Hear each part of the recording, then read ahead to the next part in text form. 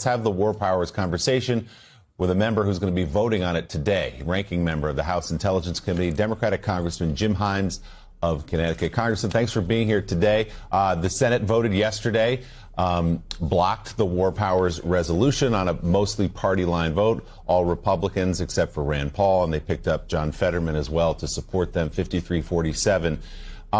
Can you just maybe take a step back and explain a little bit of a civics lesson about how this is supposed to go when the United States goes to war? Remind people there was a vote for the Iraq War. There was a vote for the war in Afghanistan, a controversial vote for Iraq that haunted some members throughout their careers. How is it supposed to go, and how is it going differently now? Okay, yeah, it's not too long a lesson, right? Because all you need to do is pick up your handy copy of the Constitution and read Article 1 of the Constitution. And it's not lawyerly language. It's not complicated. It's not hard to figure out. The Constitution says that the Congress shall declare war. And there's a good reason for that, right? Our founders knew that, for hundreds of years prior to the creation of this great nation, kings had single-handedly made decisions to destroy their own countries by again, single-handedly going to war. And, this isn't hard to understand. We've already lost 6 precious people in Iran. We've already spent billions of dollars and immense numbers of munitions in Iran. Where does that come from? The people, of course, come from the people of the United States. The tax dollars come from the people of the United States. So our framers understood that this is not a decision that should be left up to one man. Now, to be fair, over the many, many years, lots of presidents of both Republican and the Democratic parties have taken the decision unconstitutionally, in my view, to do things, to bomb Libya, as Clinton did, to bomb the Balkans, right? So, as my Republican friends point out, this is not a new thing with Trump. Now, by the way, just because others do it doesn't mean it's okay. And, bombing Libya to remove a dictator is one thing. But we, again, have already lost 6 precious Americans. Gas prices are up 20%. They're higher today. Gas prices are higher today than they were when Donald Trump took office. And these are the reasons why our framers, who were just remarkably miraculous intellects, decided that this decision would not be up to one man. It would be considered and approved by the representatives of the people. And yet, Congressman, you bring up a great point. I remember being in Congress when Bill Clinton was president, and Republicans would march down and talk about the Constitution and the War Powers Act. When George W. Bush was in, it was Democrat. I mean, it seems that every time there's a different administration, depends on what party that administration is that takes us into battle, because whatever party it is, the other side comes out and says you need to read the Constitution. So why is it that this is such a partisan issue, and why is it that for the majority of members, their position on the Constitution, their position on the War Powers Act depends on who's in the White House? Isn't that shameful? Yeah, it is absolutely shameful. And, there's something a little more cynical going on here.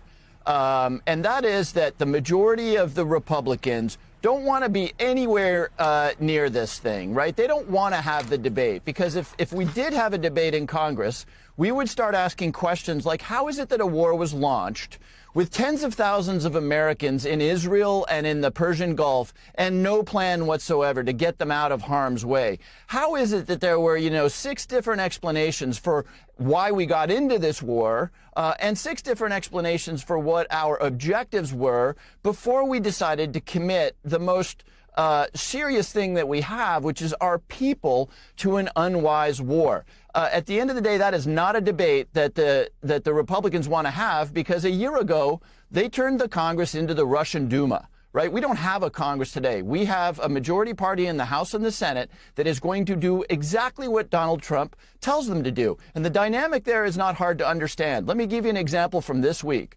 Dan Crenshaw of Texas, who has the temerity. Now, by the way, he probably supported Donald Trump's stuff 95% of the time. But that 5% where Dan Crenshaw showed the slightest inclination to independence got him a primary. And next Congress, Dan Crenshaw, because he varied with the president on a couple of tiny little things, will no longer be a member of Congress. Because of that dynamic, the majorities in the House of Representatives and the Senate have turned the Congress into the Russian Duma. Whatever the leader wants, the leader gets. But now, of course, as I pointed out, gas prices are going up and are going higher. More, unfortunately, Americans will be lost over there. Our consulates, our embassies will get hit by missiles. We're learning now that humiliating your allies is probably not a good idea before you get yourself into a Middle Eastern war, because now they're not letting you use your air bases. So my point is here that, Constitution and congressional prerogatives is probably a little abstract to the American people, but 20-cent increases in gas prices,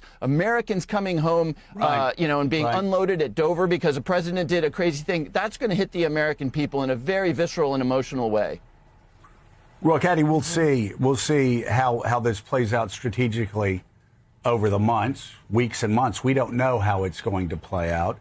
It's something we learned in Iraq. It's after what George W. Bush's mission accomplished, and then we learned it again in Iraq when the surge miraculously worked. So we don't know where this takes us. One thing we do know, though, is, and I'm glad the congressman brought it up, is Dan Crenshaw losing in Texas. It's not like the Russian Duma, because he got run out because that's what the voters in the primary wanted.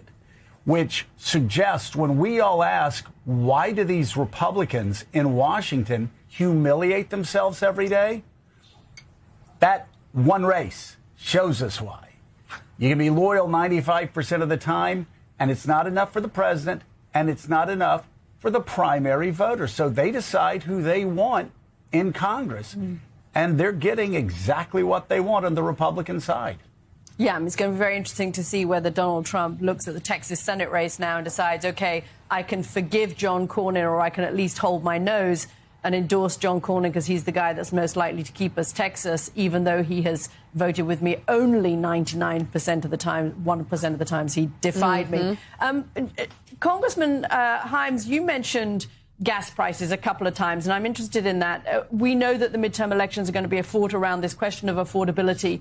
Are we going to see more Democrats come out and link affordability issues with the price of the war in Iran? We know that in the... Back to Capitol Hill now. The House is expected to take up a vote later today on the president's war powers amid the conflict in Iran. It comes after Senate Republicans defeated a similar resolution yesterday in a vote of 53 to 47, which included those who previously voted to limit the president's powers in Venezuela. The measure would have directed the removal of U.S. forces from Iran. Joining us now, Democratic Congressman Joe Neguse of Colorado. He is a member of the House Judiciary Committee and is also Assistant Democratic Leader. Congressman, we appreciate you being with us this morning. So preview for us, if you will, this vote and why you think it's so important.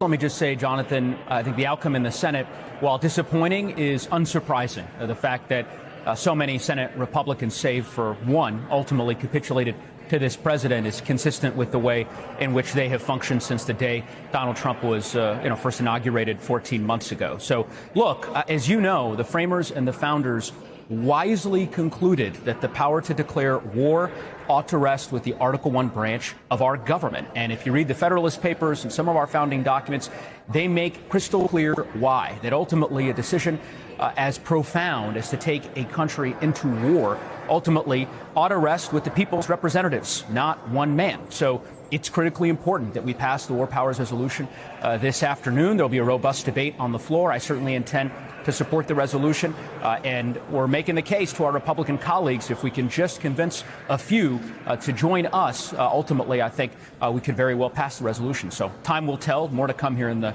coming hours. Congressman, it's Peter Baker from the New York Times. Thank you for joining us today. Other presidents have gone to war, at least in limited circumstances, without authorization from Congress. President Biden, launched missiles, in the Middle East. President Obama went to war in Libya without congressional authorization. What makes this different? Oh, well, Peter, good to be with you. Look, there are a variety of reasons why the examples that you cited, in my view, are materially and significantly different than the present circumstances. You mentioned the operations, for example, under President Obama in Libya. That, of course, was long before my time in the United States Congress. But in that instance, you're talking about an operation that was ultimately a joint operation by NATO as well as involvement from the UN. I think it is very clear to me and to my colleagues here in the Congress that under the War Powers Resolution and under the Constitution, the President of the United States acted unconstitutionally by initiating major military actions in Iran and ultimately plunging the United States into a war that Congress had not authorized in advance. So there's nothing I've seen that indicates any kind of imminent threat. Critics say Donald Trump was caught off guard by a growing effort in Congress to limit presidential war powers. According to this view, he didn't expect lawmakers to push back so strongly against the executive branch's ability to take military action without prior approval. However, supporters of the congressional effort argue that this kind of oversight is necessary to prevent any president from launching or escalating wars without sufficient democratic accountability. The debate over presidential war powers is not new and has been a bipartisan issue for decades in the United States. While the president serves as commander-in-chief and the executive branch is responsible for implementing laws, critics argue that Congress has too often been sidelined in major military decisions. In theory, Congress passes law and authorizations, while the president and institutions like the United States Department of Defense carry out the day-to-day operations. But in practice, opponents say that meaningful oversight and consultation with lawmakers sometimes happen too late or not at all, especially as wars evolve over time. Supporters of stronger congressional oversight argue that members of the United States Congress, particularly the House of Representatives, have a more direct democratic connection to voters because they are elected every 2 years by specific districts. They believe these representatives should have a stronger role in decisions related to war, since they are more immediately accountable to the public than the president. This argument is often lied in the criticism of the United States Electoral College, which means the president is technically chosen through electors rather than a direct nationwide vote. From this perspective, increasing congressional involvement in military decisions would ensure that the U.S. military reflects the will of the people rather than the unilateral authority of a single leader. Advocates argue that democratic oversight is essential to maintaining a modern system of governance, especially while decisions involve war, national security, and the lives of soldiers and civilians.